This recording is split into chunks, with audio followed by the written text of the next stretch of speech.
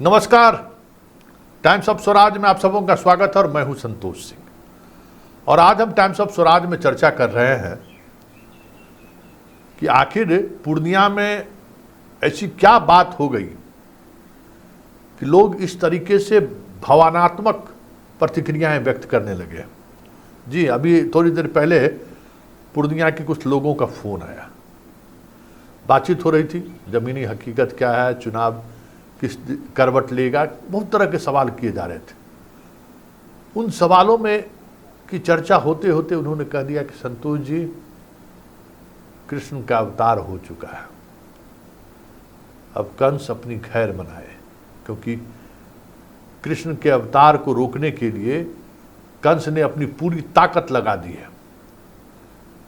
और याद रखिएगा, उन दिल्ली वाले और पटना वाले की ताकतों से बड़ी ताकत पूर्णिया के जनता की ताकत है। और जनता ने तय कर रखा है कि कृष्ण का अवतार होना है, और यूँ कहिए तो आज अवतार हो ही गया है। तो उनकी बातों को हम सहजता से समझने की कोशिश की कि भाई कृष्ण अवतार क्या कह रहे हैं। तो मैंने पूछा, भाई क्या कौन सा अवतार की बात कर रहे हैं। कहा कि संतोष जी, पप्पू यादव को जिस तरीके से घेरा गया और जिस हद तक लोग नीचे गिर गए हैं, जानते हैं। अब लालू परिवार के लोग फोन कर कर के कहते हैं कि इसको मदद मत कीजिए, संतोष कुशवाहा को वोट देना है तो दे दीजिए। मंच से तो सार्वजनिक रूप से तेजस्वी बोले ही हैं, अब फोन करके कह रहे हैं। लालू पुराने जमाने के जो अपने उनके खुनवा है उनको कह रहे हैं कि कुछ भी हो जाए पप्पू यादव को जीतने नहीं देना है। बताइए, इस तरीके की बात इस लोकतंत्र में।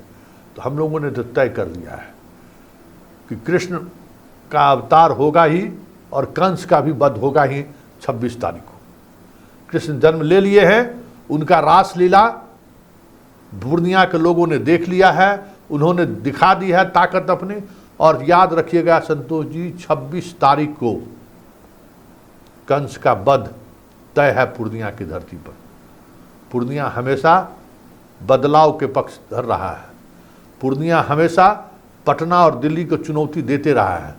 पूर्णिया का एक अपना अलग मिजाज है संतोष जी। पूर्णिया क्रांतिकारियों का धरती रहा है संतोष जी। पूर्णिया का हर शख्स अपने आप में एक नई विचारधाराओं को लेकर आगे चलता है। पप्पू यादव की जिस तरीके से घेराबंदी की गई है, आप याद रखिएगा कि किस तरीके से चीज़ें बदली हैं, आपको अंदाज़ा शायद नहीं होगा। आपको हम जानकारी दे दें कि सिर्फ पप्पू यादव के यादव और मुसलमान ही नहीं, पूर्णिया के सवर्ण भी वोट कर रहे हैं। और इसलिए वोट कर रहे हैं कि कृष्ण कंस का वध जरूर करेगा, क्योंकि बिहार के आगे आने वाली राजनीति का जो स्वरूप सामने आ रहा है, वो स्वरूप 95 से भी खतरनाक दिख रहा है। आपको एहसास नहीं है कि लालू परिवार की जिस तरीके से वापसी के संकेत मिल रहे हैं, ऐसे में अगर ये कृष्ण कंस पैदा नहीं लिया तो फिर बहुत मुश्किल होगा हम लोगों को जीना। इसलिए पूर्णिया के सवर्णों ने भी तय किया है कि हम पप्पू यादव को वोट करेंगे। पिछड़ों ने भी तय किया है कि पप्पू यादव को वोट करेंगे। अति पिछड़ों ने भी तय किया है कि हम पप्पू यादव को वोट करेंगे। तो हम थोड़ा मुस्कुराने लगे, फोन पर थोड़ा हंसी आ गई मुझे। हमको, भाई आप कौन सा गाथा हमें सुनाए जा रहे हो, हमें समझ में नहीं आ रहा है। लेसी सिंह और उदय सिंह क्या कर रहे हैं।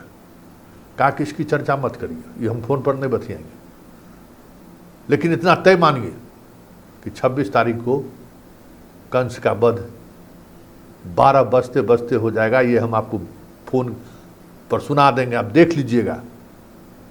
और 4 जून को परिणाम निकलेगा ना,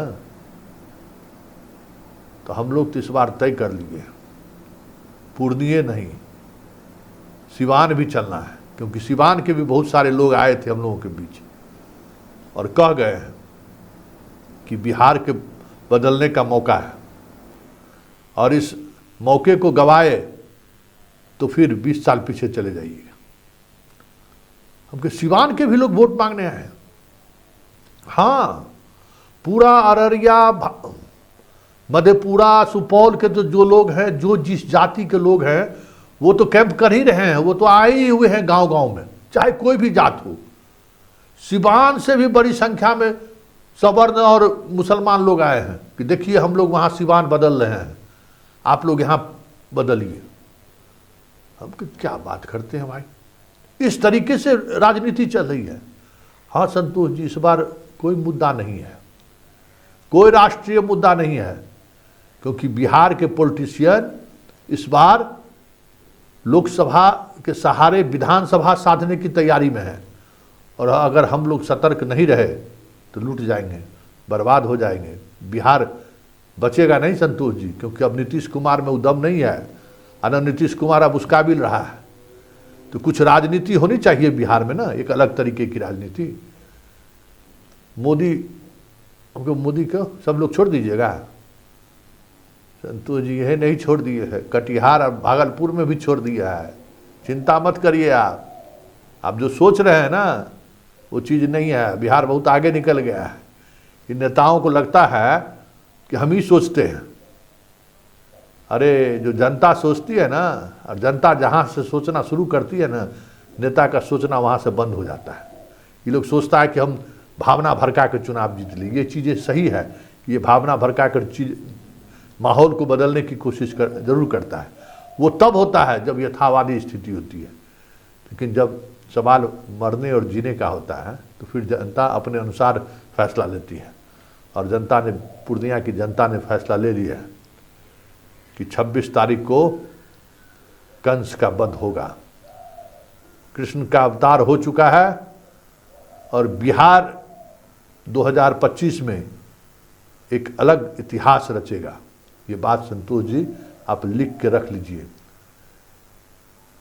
बात काफ़ी देर तक हुई, बहुत सारी बातें उन्होंने जो कही, उनका जो अंदाज था उस अंदाज से चीज़ों को समझा जा सकता है। लेकिन बड़ा सवाल ये है कि आखिर तेजस्वी को या लालू परिवार को इस हद तक जाने की जरूरत क्यों पड़ी, और जो जिस हद तक वो गए हैं उस हद तक तो फिर ऐसा ही लग रहा है कि पप्पू को तो अभिमन्यु की तरह चक्रव्यूह में फंसाने की कोशिश तो जरूर लालू परिवार के द्वारा किया गया।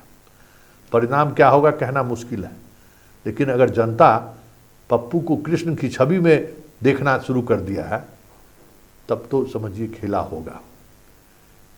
क्योंकि तेजस्वी ने जिस तरीके से कहा कि बीमा भारती नहीं जीत रही हैं, संकेत वही था, तो आप संतोष कुशवाहा को जिता दीजिए।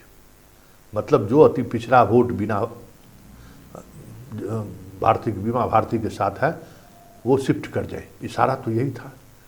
इस इशारे को पूर्णिया की जनता ने किस तरीके से समझा है, किस तरीके से देखा है कि कृष्ण की छवि कहीं न कहीं उसी का एक मॉडल है कि हम कृष्ण की छवि अब हम पप्पू में देखने लगे हैं, और कंस की छवि हम जिसके बारे में सोच रहे हैं, जो चाहता है कि परिवारवाद बना रहे, जो चाहता है कि मेरे ही परिवार के अंदर सारी चीज़ें बनी रहे। अब जनता इस स्तर पर अगर सोचना शुरू कर दे और इस अंदाज में सोचना शुरू कर दे, तब तो कह सकते हैं कि वाकई में बिहार में चीज़ें बदलनी शुरू हो गई है। और ये बदलाव 2024 के पार्लियामेंट इलेक्शन पर तो प्रभाव डालेगा ही डालेगा। 2025 में एक अलग बिहार आपको दिखाई दे दे तो कोई बड़ी बात नहीं।